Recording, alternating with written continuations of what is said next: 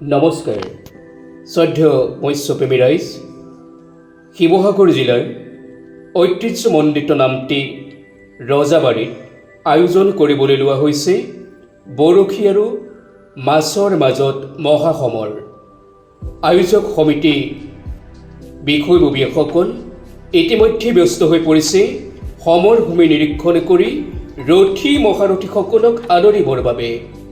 সৰ্বমুঠ 6 লাখ টকাৰ প্ৰাইজ মনিৰে অহা 12 নৱেম্বৰত ঠিক কৰিছে মহাসমৰৰ চূড়ান্ত দিন।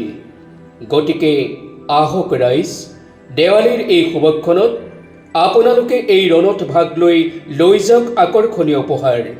সবিশেষ জানিবৰ বাবে স্ক্ৰীনত দিয়া নম্বৰত যোগাযোগ কৰক। ধন্যবাদ।